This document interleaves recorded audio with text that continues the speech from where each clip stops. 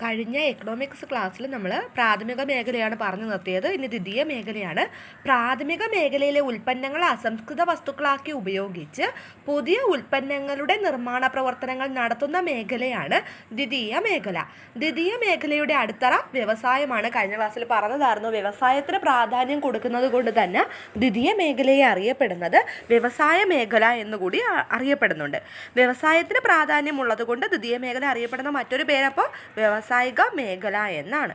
ഇനി പ്രാഥമിക ദ്വിതീയ മേഖലകളിലെ ഉൽപ്പന്നങ്ങൾ സംഭരിക്കുകയും വിതരണം ചെയ്യുന്നതുമായ മേഖലയാണ് സേവന മേഖല അഥവാ തൃതീയ മേഖല എന്നറിയപ്പെടുന്നത്. ഇന്ത്യൻ സമ്പദ് വ്യവസ്ഥയിൽ ഏറ്റവും കൂടുതൽ സംഭാവന നൽകുന്ന മേഖല തൃതീയ മേഖലയാണ്. ദേശീയ വരുമാനം 3 മേഖലകളുമായിട്ടാണ് ബന്ധപ്പെട്ടിരിക്കുന്നത്: പ്രാഥമിക, ദ്വിതീയ, തൃതീയ മേഖലകൾ.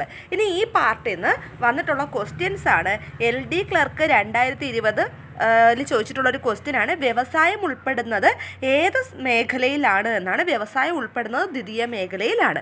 ഇനി രണ്ടാമത് ചോദിച്ചിട്ടുള്ള വില്ലേജ് എക്സ്റ്റൻഷൻ ഓഫീസർ 2019 ഒരു ക്വസ്റ്റ്യനാണ്. പ്രാഥമിക മേഖലയിൽ ഉൾപ്പെടാത്തത് ഏത്? ഓപ്ഷൻസ് ഉണ്ടായിരുന്നു: ഖനനം, മത്സ്യബന്ധനം, ബാങ്കിങ്, കോഴി വളർത്തൽ എന്നിവയാണ്. അപ്പോൾ പ്രാഥമിക മേഖലയിൽ ഉൾപ്പെടാത്തത് ബാങ്കിങ് ആണ്. ഖനനം, മത്സ്യബന്ധനം, കോഴി വളർത്തൽ എല്ലാം തന്നെ പ്രാഥമിക മേഖലയിൽ ഉൾപ്പെടുന്നതാണ്. ഇനി മറ്റൊരു ക്വസ്റ്റ്യൻ ഉണ്ടായിരുന്നത് village extension officer 2019 Alappuzha Kottayam question ആയിരുന്നു. വന്നിരിക്കുന്ന ദേശീയ വരുമാനം എത്ര മേഖലകളുമായി ബന്ധപ്പെട്ടിരിക്കുന്നു എന്നൊരു ക്വസ്റ്റ്യൻ ഉണ്ടായിരുന്നു. ദേശീയ വരുമാനം എന്ന് പറയുന്നത് 3 മേഖലകളുമായി ബന്ധപ്പെട്ടിരിക്കുകയാണ്. ഇനി അറിവധിഷ്ഠിത മേഖലയെ പറ്റി നോക്കാം. സാമ്പത്തിക വളർച്ച കൈവരിക്കുന്നതിനായി അറിവും സാങ്കേതിക വിദ്യയും ഫലപ്രദമായി പ്രയോഗിക്കുന്ന മേഖലയാണ് അറിവധിഷ്ഠിത മേഖല, നോളജ് സെക്ടർ എന്ന് പറയുന്നത്. അറിവധിഷ്ഠിത മേഖല ഉൾപ്പെടുന്നത് തൃതീയ മേഖലയിലാണ്.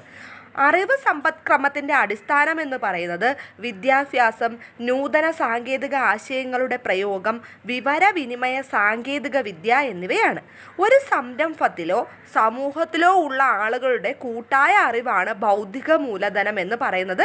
അത് കാണാൻ കഴിയാത്തൊരു ആസ്തിയാണ്. അപ്പോൾ എന്താണ്? ഒരു സംരംഭത്തിലോ സമൂഹത്തിലോ ഉള്ള ആളുകളുടെ കൂട്ടായ അറിവിനെയാണ് ബൗദ്ധിക മൂലധനം എന്ന് പറയുന്നത്.